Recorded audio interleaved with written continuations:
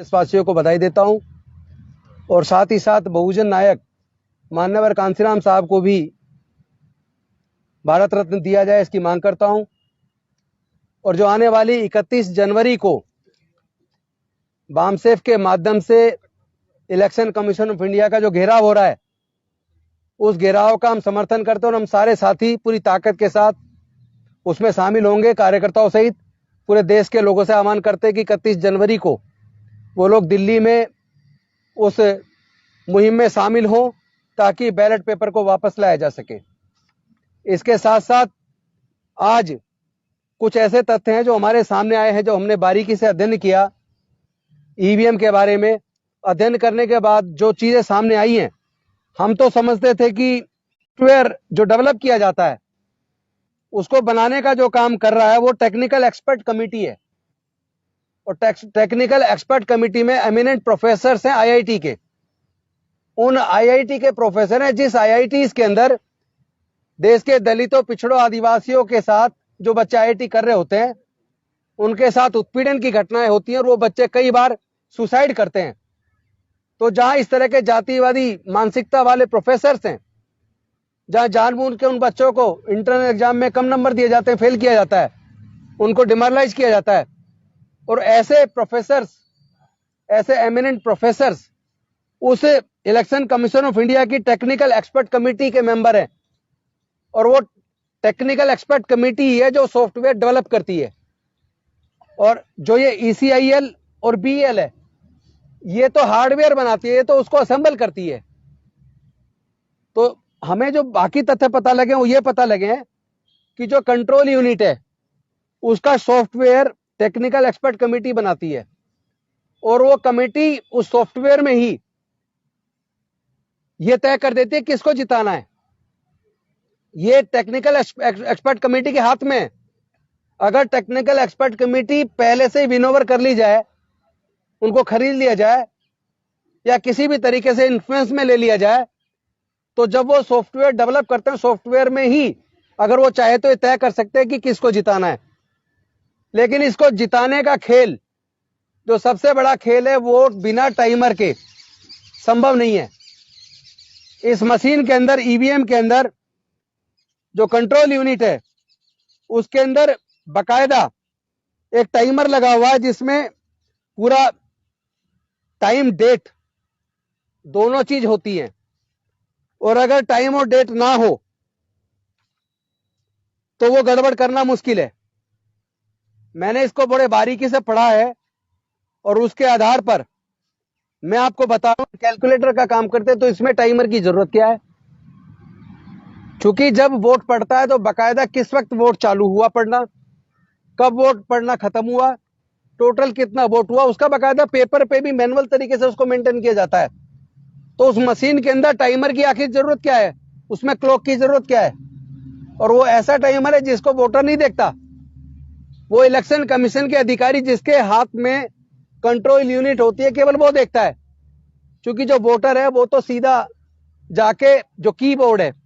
जो ballot unit है, वो तो जाके सिर्फ वहां बटन दबाता है। और बैलेट यूनिट में कोई नंबर नहीं होता, उसके अंदर ए बी सी डी होते हैं। और अगर कैंडिडेट जेड से ज्यादा नंबर तक खड़े हो जाएं तो इलेक्शन कमीशन ऑफ इंडिया ने ऐसे कर रखा, चूंकि फिर गड़बड़ी नहीं हो सकती, इसलिए फिर वो दो मशीनें लगाने से भी काम नहीं चलेगा। उसके बाद वो क्या करते हैं कि बैलेट से चुनाव होगा, यानी जो लेटर है इंग्लिश के ए से जेड तक, अगर उस लेटर से ज्यादा संख्या में चुनाव लड़ने वाले उम्मीदवार अगर आ गए तो इलेक्शन कमीशन ऑफ इंडिया की गाइडलाइन के हिसाब से चुनाव फिर ईवीएम से नहीं होता, बैलेट से चुनाव होता है। तो सारा खेल ही है। क्योंकि वो जो बैलेट यूनिट है वो उसमें केवल ए से जेड तक के नंबर के जितने कैंडिडेट खड़े हैं वो नंबर डलता है, 1 2 3, एक दबाया तो वो कंट्रोल यूनिट को इंफॉर्मेशन बैलेट यूनिट देती है और वो ए बी सी डी इस तरीके से उसमें मार्किंग होती है। तो वो ए दबाया तो ए का सूचना उसको देगा कंट्रोल यूनिट को, और कंट्रोल यूनिट में वो दर्ज हो जाएगा। लेकिन होता क्या है कि जो उसके बाद जब लोग अपना नॉमिनेशन फाइल कर देते हैं उम्मीदवार, और नॉमिनेशन विड्रॉ होने की डेट के बाद उसके बाद इलेक्शन कमीशन ऑफ इंडिया के इंजीनियर्स जो कोई जरूरी नहीं है कि सरकारी आदमी हो, वो कोई प्राइवेट टेक्निकल एक्सपर्ट भी हो सकता है, वो हायर किया हुआ आदमी भी हो सकता है। वो आकर वो उस मशीन के अंदर, चूंकि उसमें एक मेमोरी होती है, और दूसरा जो दो चीज जो वो करता है वो होता है टाइम फाइल बनती है और एक कैंडिडेट फाइल होती है। वो जो एक्सपर्ट आता है, जो चुनाव की डेट से एकदम पहले, जब विड्रॉ की डेट खत्म हो जाती है और फाइनल हो जाता है कितने उम्मीदवार किस किस पार्टी के चुनाव मैदान में बचे हैं, उसके बाद जो मशीन में वो डालते हैं, वो एक तो टाइम फाइल डालते हैं और एक कैंडिडेट फाइल डालते हैं, ताकि किसको वोट दिया जा रहा वो उसमें आ सके। लेकिन असली बात जो है वो सॉफ्टवेयर जो उधर डिजाइन किया गया टेक्निकल एक्सपर्ट कमेटी में, और टेक्निकल एक्सपर्ट कमेटी को अगर इन्फ्लुएंस कर दिया गया और उसने अगर वहीं तय कर दिया किसको जिताना, चूंकि ये विश्वास कहां से आता है कि इस बार 300 से ज्यादा जीतेंगे, इस बार 400 से ज्यादा जीतेंगे,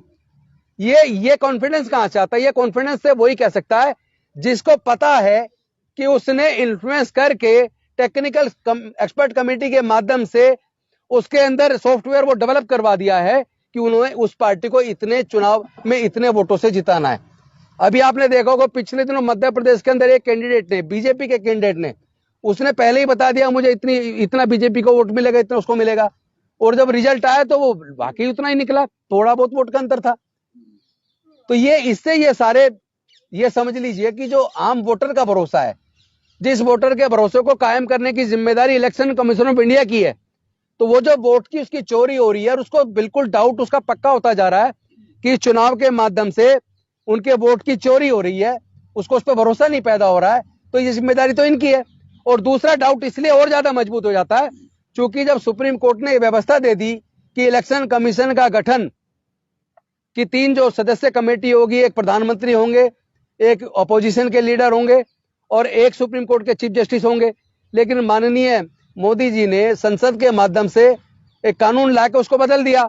और अब उस 3 सदस्य कमेटी में 2 सदस्य केंद्र सरकार के हो गए, एक प्रधानमंत्री जी हो गए और एक उनके लॉ मिनिस्टर हो गए, एक लीडर अपोजिशन हो गए। यानी जिसको इलेक्शन कमिश्नर वो बनाना चाहेंगे वो उसको बनाएंगे और वो उनके इन्फ्लुएंस का आदमी हो सकता है। इस पॉसिबिलिटी को रूल्ड आउट नहीं किया जा सकता।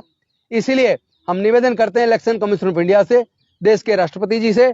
कि वो इसमें संज्ञान लें और माननीय सर्वोच्च न्यायालय के मुख्य न्यायाधीश से और उनके कंपेनियन जजेस से भी हम निवेदन करते हैं कि वो इस पर संज्ञान ले और उस व्यवस्था को कायम करें और जो ये कानून लाया गया संसद के द्वारा उसको नल एंड वॉइड डिक्लेयर करें। अब मैं चाहूंगा क्योंकि जो आरटीआई से इंफॉर्मेशन कलेक्ट करके बहुत सारी सच्चाई हमारे भानु प्रताप सिंह जी एडवोकेट लेके आए वो रखें। इससे पहले एक बात और मैं आपको बता दूं कि पिछले चुनाव में आसाम के एक डाटा आप देखें जिसकी वजह से डाउट और ज्यादा बढ़ जाता है। इसमें आसाम के दीमा हसाओ जिले में एक बूथ पर थे केवल 90 वोट, 90 मतदाता थे, लेकिन ईवीएम में वोट पड़े 171 और उसने फिर चुनाव आयोग के 5 अफसर सस्पेंड किए इलेक्शन कमीशन ने। फिर कैसे भरोसा करें ऐसे ईवीएम पर? और दूसरा डाटा है मध्य प्रदेश छत्तीसगढ़ का, वहां बसपा के कैंडिडेट खड़े हुए, वहीं उनके रिश्तेदार रहते थे, घर वाले रहते थे, लेकिन उस खुद अपने उनके बूथ से उनको एक भी वोट नहीं मिला, उनका खुद का वोट कहां गया? तो ये सारे डाटा जो हमारे पास आ रहे हैं जगह जगह से, उससे इस बात साबित हो जाती है कि इलेक्शन कमीशन ऑफ इंडिया क्यों इतना जिद्दी हो गया है, क्यों वो ईवीएम से चुनाव कराने पे क्यों आमादा है, क्यों भारतीय जनता पार्टी के वरिष्ठ नेता एवं होम मिनिस्टर ये कह रहे हैं कि इस बार 400 पार, क्यों भारतीय जनता पार्टी के बड़े नेता कह रहे हैं इस बार 400 पार आएंगी? उन्हें इतना भरोसा कैसे है जबकि उन्होंने कोई काम ऐसे नहीं किया। और इसके साथ साथ लास्ट में एक बात कहूंगा, ये सब लोग जैसे राम मंदिर वाला मुद्दा हुआ, कभी कोई सा मुद्दा लाते हैं, ये सब एक माइंड सेट बनाने के लिए, ताकि जो खेल ये खेल रहे हैं उस खेल को वो उसके द्वारा कवर किया जा सके, इसलिए ऐसा खेल चलाया जा रहा है। अब मैं निवेदन करूंगा भानु जी से वो आए और जो आरटीआई से सूचना लेके